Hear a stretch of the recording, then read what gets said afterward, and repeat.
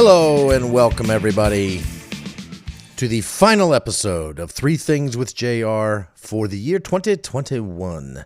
It is Sunday night, December 26th, as I sit here talking to you for the first time in a long time, and I'm pretty excited. I got a whole bunch of stuff I just want to talk about, and I feel like it's time to do another episode, even though I haven't quite figured out what Season 3 of Three Things with JR is going to look and sound like yet.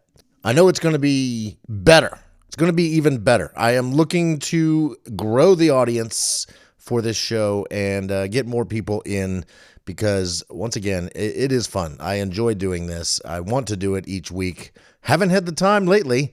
Been pretty busy over in Waynesboro doing my performing in a musical for the first time ever.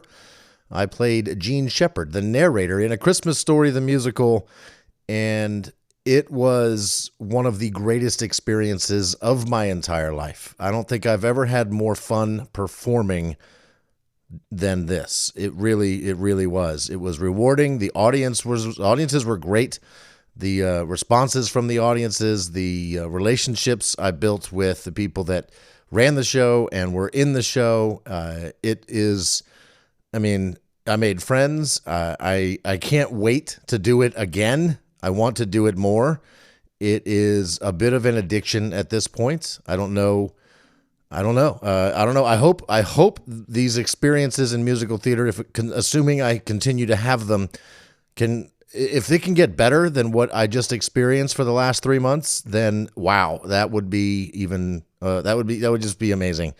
So yeah, I highly recommend doing musical theater if you're into it, because for a long time I didn't know I was into musical theater, Broadway shows, things like that. I thought that was not my bag, but I found out I was wrong, and it is something I'm going to do more. I'm going to hit you right now with 3 things I learned about musical theater from this experience in doing A Christmas Story, the musical at the Wayne in Waynesboro. Number 1, say yes. Be willing to do anything, play any role, sing any song, wear any costume. It's okay to look fat if it fits the role. I was actually kind of bummed that I didn't get to wear one of the lampshade skirts and fishnet stockings in the big musical number for a major award in the show. I thought it would have been even better, maybe even funnier, if I was indeed wearing a lampshade around my waist and fishnet stockings down to my shoes. But it didn't really fit with the choreography of the number, and there wasn't enough time for me to do the costume changes necessary to make it happen. Either it's all that, or really nobody wants to see that. It could have been any of those things, or maybe just the one. Either way, if I was asked to do it, I would have, and that is the attitude you want to go into the theater with. Say yes. Number 2. Every time I see a big musical, I wonder about all the stuff that goes on backstage to make the show happen. The costumes, the quick changes, the set piece, how they get moved on and off stage, all the little props that have to be in exactly the right place to make their way into the show on the stage. Who puts them where they need to be? How does all that happen every single show?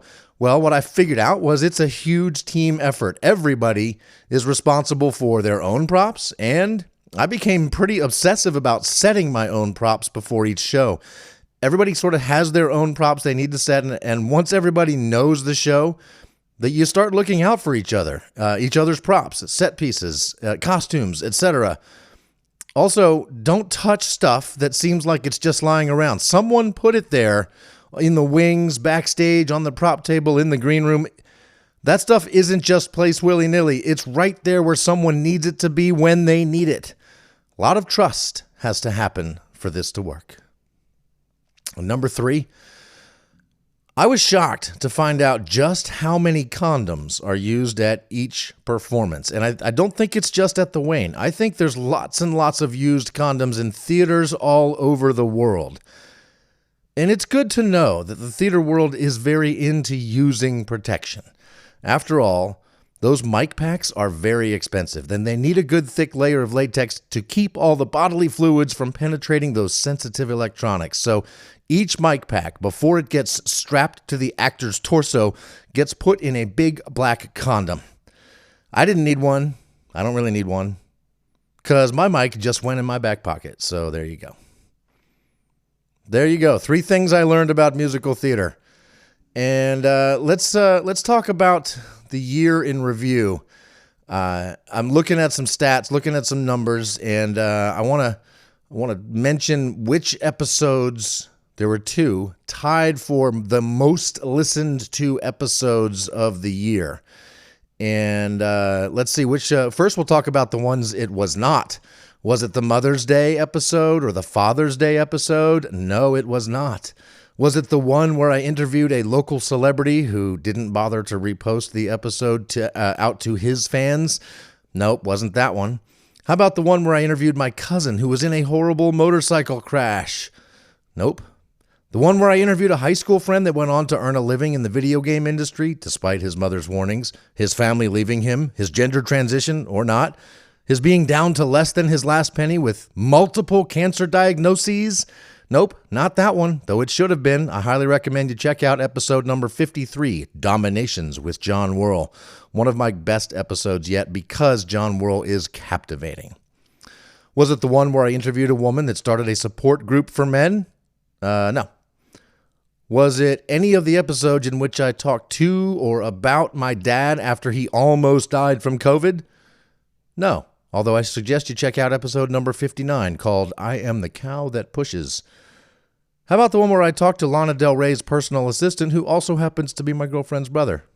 Nope. What about the one where I talked to a comedian friend that was working late, driving a limo van full of drunk party girls, and we got to talk to the party girls? That one did pretty well, but no. How about the one where I talked to the lead singer of a pop-punk band called Kings of the Wild Things out of Baltimore, Oscar Sobkowitz?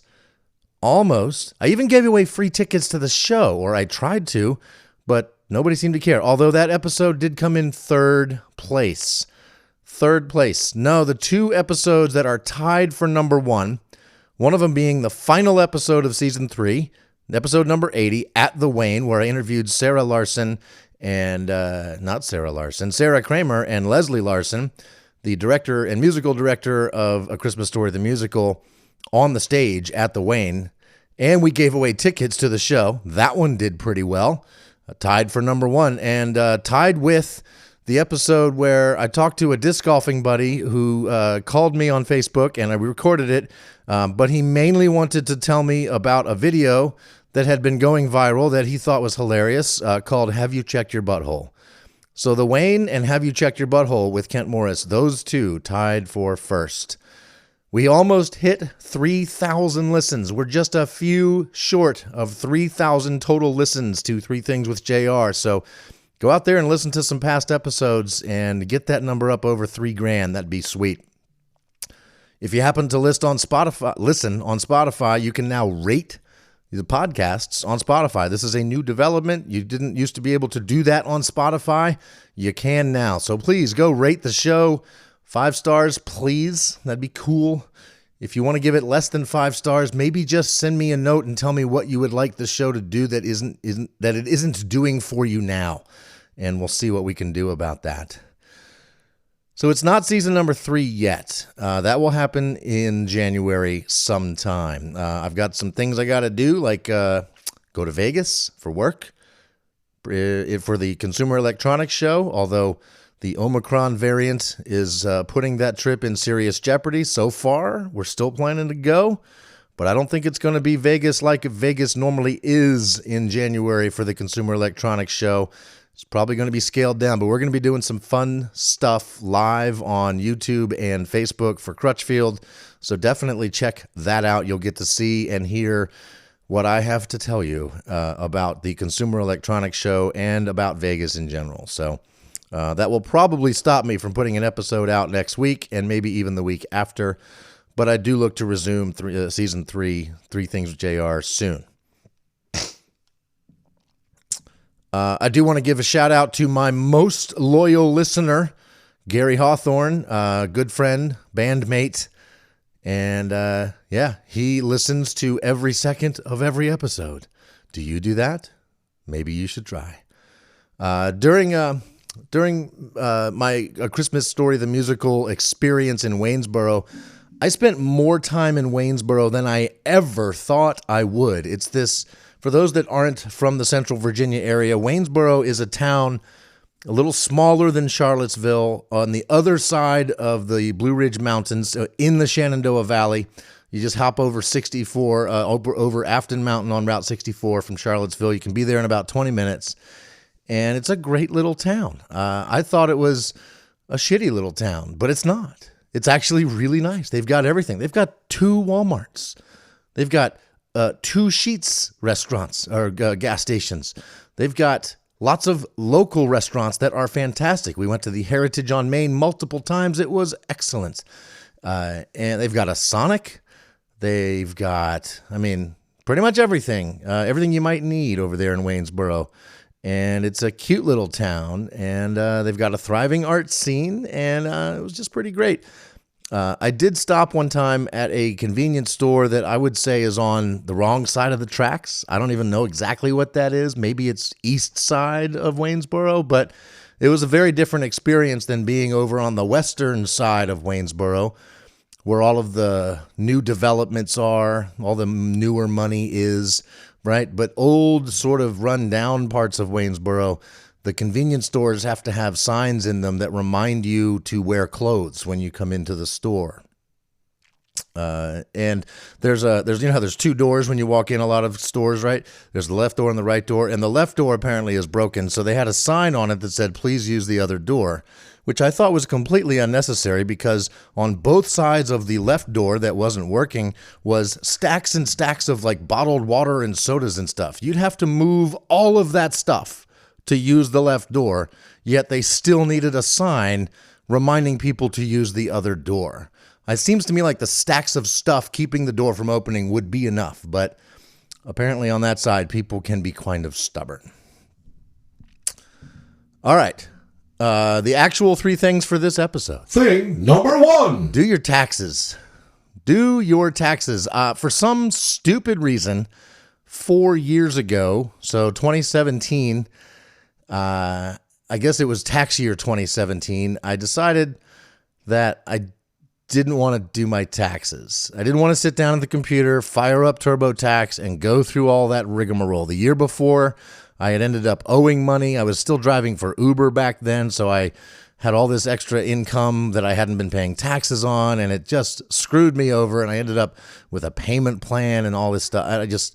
I didn't want to have to go through that again, and I just got lazy and dumb and didn't do my taxes for tax year 2017. And then I just kept not doing them. So 2017, 18, 19, and 20, I didn't do my taxes. I just didn't do them at all.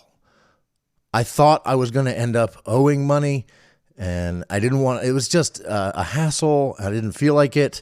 Lazy, stupid, and every single day I thought about my taxes. It was causing me stress.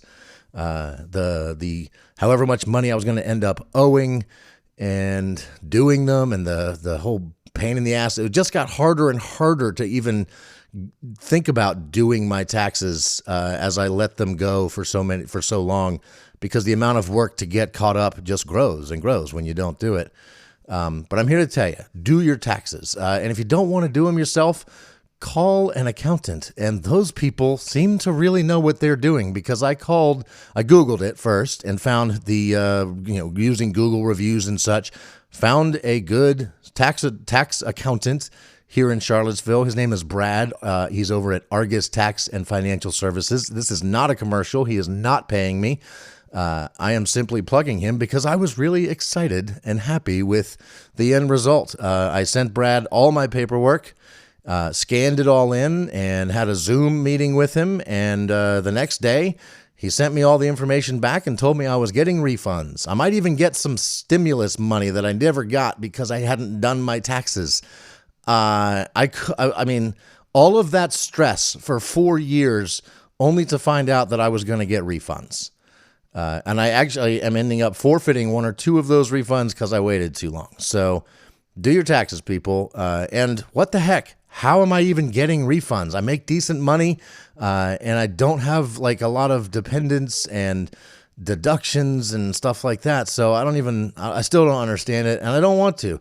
You know what I want to do when I do my taxes? I want to give my tax forms to Brad and say, here, do them. Take some money and just tell me when it's done. And do I owe? All right, I'll figure out how to pay it. If not, if they are paying me, fantastic. Here's my bank account. And that's the way I want my taxes to be done from now on. So, yeah, do your taxes so you don't even have to do that. That's just a good idea. Wake up, wake up, wake up. There's no time for play. Get up, get up, get up. It's a brand new day.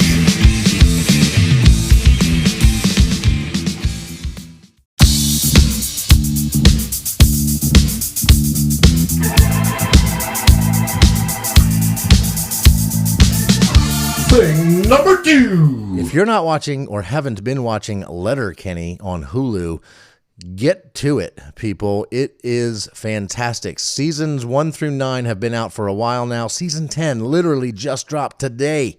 And it is what I'm going to be listening to while, as soon as I'm done talking to you on this microphone. I'm going to get this episode uploaded and go watch Letterkenny because it is one of the funniest shows I've ever seen. It's out of Canada. It takes place in a fictional small town with some hicks and some hockey players and some drug dealers. And I mean, it's just hilarious. And at first you're going to be like, what is happening? This is not a normal show. It doesn't make sense. And then just keep watching, and it will all make sense. And the show has a heart, and it's funny, and it's vulgar, and it's sexy, and it's dirty, and it's just fantastic. So, yeah, go check out Letterkenny. Season number 10 out now, and you'll thank me later. Thing number 3. As if I didn't just give you enough evidence that I am an idiot, I have documented evidence on my phone now that I am an idiot in the form of a couple videos I recently took. We went to a wedding in DC a few weeks back, and the next day we went to a nice brunch at a fancy restaurant, so fancy that when I went into the bathroom, what I found was something I had been thinking should exist for so many years, and I had never seen it before until then. The restaurant is called Jackie's, as in Jackie Onassis. The thing in the bathroom that I had never seen before, sinks on top of the urinals. What?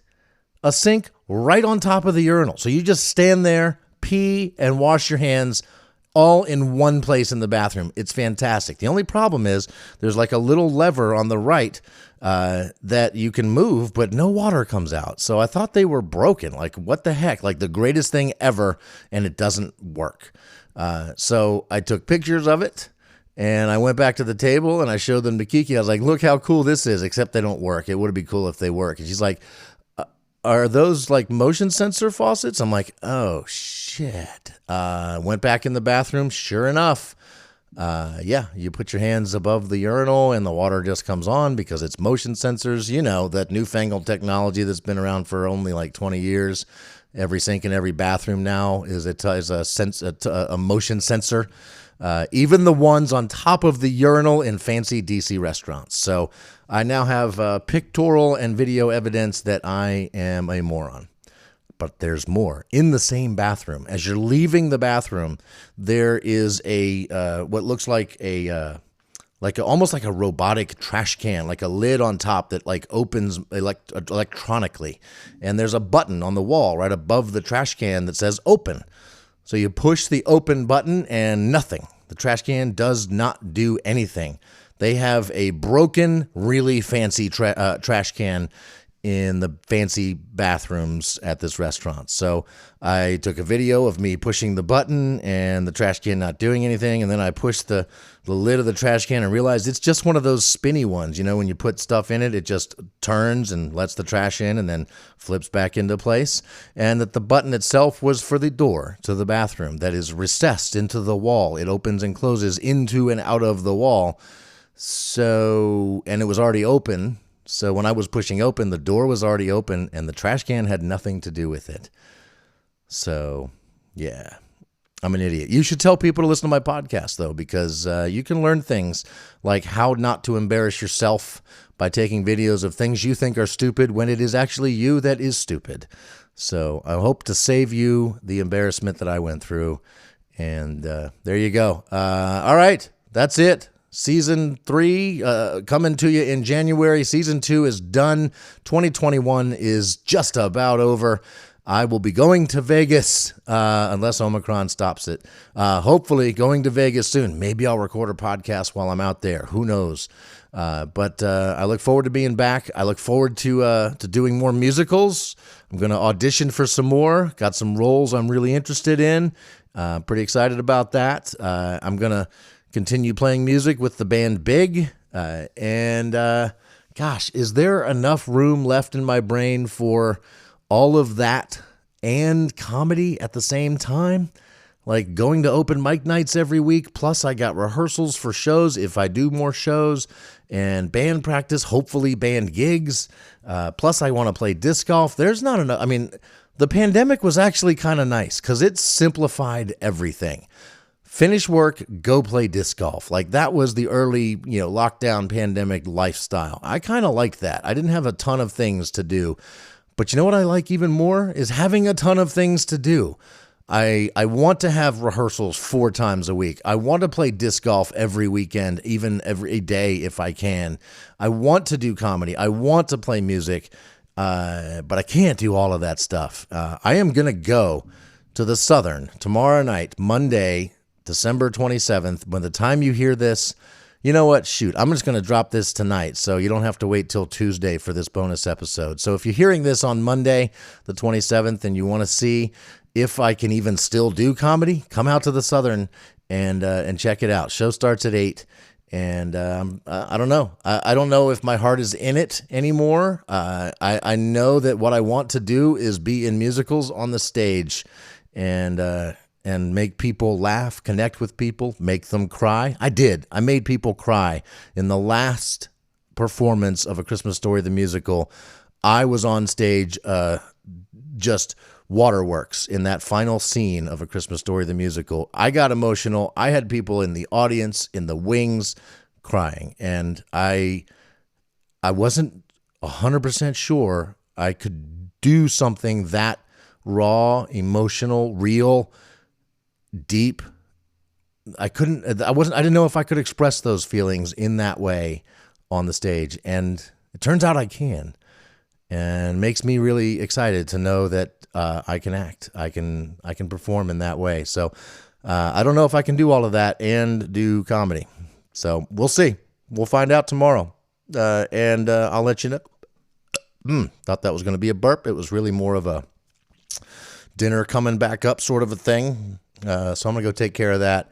Love you guys. It's been a fun 2021. I'll see you in 2022. 3 Things with JR. Over and out. Brand new.